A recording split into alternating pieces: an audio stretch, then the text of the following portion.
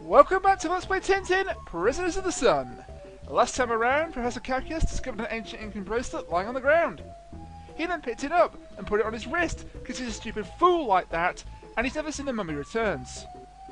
He was then kidnapped by an unknown gunman, and now our heroes Tintin, Captain Haddock and Snowy are in their car and chasing after said gunman. And all that silliness leads directly into the fourth stage. It's a driving stage titled The Car. Now, driving stage might make this sound kind of cool, interesting and different, but trust me, it really isn't. Mario Kart, this ain't. Unfortunately for this game, Infogrames discovered the delights of Mode 7, and they abused the hell out of it in certain stages. You might think I quite like the idea of changing up from the 2D style of level, and in a way I do. I mean, it's nice for them to change things up, but it'd be nice for them to change things up in a way that wasn't absolutely arbitrary and terrible and pointless. Basically, we're driving down this long and winding road, trying to avoid oncoming traffic in the form of cars and motorcycles. And for whatever reason as well, trees are being ripped up directly from the ground by their roots, despite the fact there isn't a tornado in sight for miles, and being hurled directly into our path. However, the trees are largely a cosmetic hazard. They can't actually hit you as far as I know. I could be mistaken, but I don't think I am. Those trucks will try and throw you off by backing up into you. And when there's like multiple vehicles in the road, you have very little time to manoeuvre. So unless you've memorised the position of all these hazards beforehand, or you're very, very, very good, then most likely you are experiencing a car accident. And just to make things even worse, and by the way that's a nasty little trap, you have to stay behind that truck and let the bike pass you. And just to make things worse, your car has a natural tendency to swerve in the centre of the road whenever you turn a corner. And your car's hitbox is also kind of wide.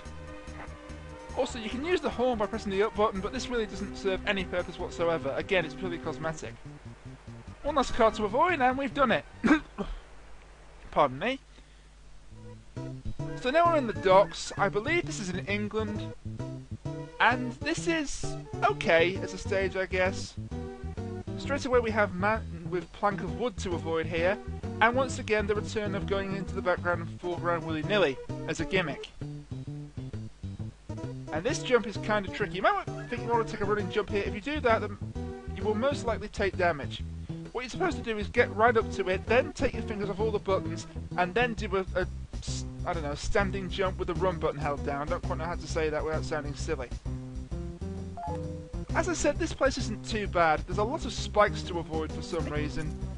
But fortunately, if you go into the background here and then go left, you get a hidden 1-up. And 1-ups, as it was the case in Tintin Tibet, completely refill your health as well as give you an extra guy. So that's very helpful. You want to pick them up whenever you find them. And here, again, it looks like you're going to have to take damage, but that's a lot easier to avoid than it appears. And here, you want to take the upper path up these steps, because there's somebody we have to talk to. Yes, believe it or not, there is somebody in these docks that does not want to kill you. Talk to this guy and he will tell you that his crane is broken and he's going to need tools. There's no point getting the health power up at the moment because all there is a Donkey Kong reject rolling barrels towards you, and we've got full health. So the guy mentioned that he needs tools, and to get the tools you have to jump up these steps here, as I just did a terrible job of showing off. Avoid this claw that's dropping coal for whatever reason. That's not a very tricky jump. And then talk to this guy, who will give you the spanner. And when I say he'll give you the spanner, what he'll actually do is brandish it into thin air. That's not giving someone a spanner. Anyone can run up and nick it. And of course I get hit because I'm an idiot. Fortunately, as I said, there is a health power up here. And if you scroll the barrel man off the screen... Barrel man, what a terrible name for him. If you scroll the barrel man off the screen, he won't roll a barrel, you can just grab that health. Give the man in the crane the spanner, and now we can find Cactus's hat. But wait a minute. Snowy! Snowy! Snowy! Oh, Jesus Christ! Okay, so Snowy runs off, and now for whatever reason, we have auto-scrolling. And also, while we're auto-scrolling, we have to go into the background and foreground to avoid hazards. This is completely not arbitrary in any way. This is a brilliant gimmick, Infogrames. Congratulations. I'm totally not being sarcastic again. Wow, I tend to be sarcastic when it comes to Tintin games, don't I? Anyway, that's all that there is for the short auto-scrolling section. talk to this little girl, and she'll say she found the hat under a stack of crates in shed 17. And then we have a cutscene, and it turns out that the boat that that particular shipping crate was designated to is on its way to Peru. The boat's name is the Pachacamac, I believe that's the correct pronunciation. I believe that's the correct pronunciation. And no, Captain Haddock, that doesn't mean infectious disease on board. Do you not watch Formula 1? It means there's been an accident, you're not allowed to overtake. Stupid fool. Anyway, this cutscene leads us straight into our next level, the Pachacamac. And this level is kind of a stealth mission, in a way. You'll see what I mean in a minute. First one to the left here, and once again that glorious gimmick of going forward and background, going into the foreground and background and mincing my words because I'm an idiot. Now this place is kind of a maze if you don't know what to do, but fortunately I do, so I'm going to show you the correct order of events. First duck into here and press this switch. Tintin will then tell you that the engines are now running, which brings back terrible memories of that one goddamn Jiggy from Banjo-Kazooie, but that's enough about that. Now that the engines are running, we can now run up these stairs. Now be very careful here, because these guys in blue are actually instant kill. I know they don't look particularly threatening, but if they touch you, they will say something along the lines of, "You are now my prisoner," and Tintin will lose a life. I know, it's a bit like the equivalent of those guards from that one Bruce Lee game for the GBA. Is it Legacy of the Dragon? I forget its name, but there were guards in that if they even saw you, you would lose a life. It's the same here, except that if the guards see you, you won't lose a life, but if he touches you, that's it, game over. Do not pass go, do not collect £200. You have to proceed all the way back to the start and try again. These guys in the ponchos cannot kill you instantly, but they will harm you if they touch you. And now we're above the room we were in before with the first switch. And why are we here? We're here to pick up a bottle. Might seem kind of trivial, but that bottle will come in handy. Duck into the background here. When you hear the "Ora" chant, it usually means that someone is there to try and catch you. Like that. That was kind of close. Basically, anytime you hear "Ora," prepare to run or hide. Because it means that someone is coming that can give you an instant kill. And it might look like you can hide in the background there, and for some reason I couldn't. I kept ducking. But you can't. You have to hide in the foreground. Fortunately, that hit is rendered completely obsolete by going in here, and there's a nice little hidden health power-up. So now we've got our bottle, you can see that our way to go is blocked by crates. That's actually what we're hitting the switches for. We have another blue guy by the switch here. What you need to do is press A and you'll hurl your bottle directly into the back of his head. Understandably, this will make him come out and start patrolling the boat.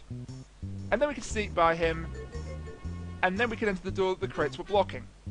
This is kind of a nice little level. I mean, I'm not a huge fan of stealth levels in most games, but it works here. And there isn't really that much danger as long as you're paying attention and you don't run into any blue guys. Because, you know, blue guys, not good for Tintin. Blue guys equal instant death. Blue guys equal Reniac ranting like a mother bitch. Anyway, here's Calculus, and oh dear, we now have a man with a gun. And I like that Tintin's response to being prodded in the back by a gun is to turn around casually. I know that's his standing still animation, but come on, could you not have him put his hands up or something? And that's the greatest cutscene of all time. Two pa-pa sounds and Snowy going,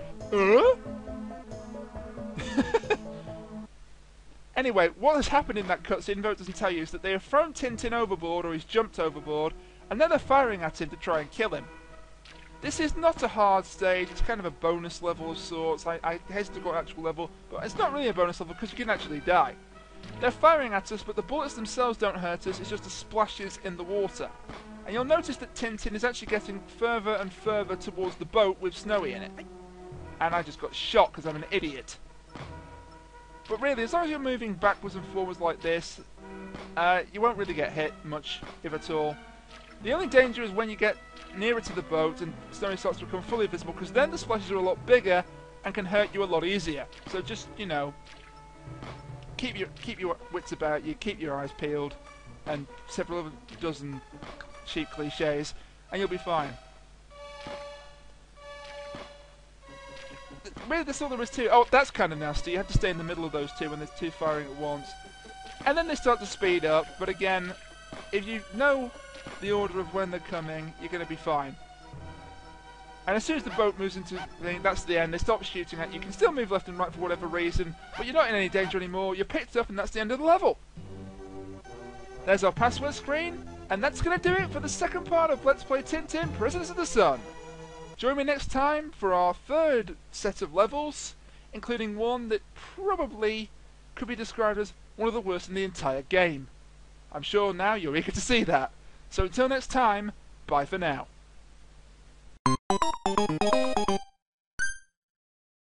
Tintin, yes, he's Tintin. He's the greatest guy in history.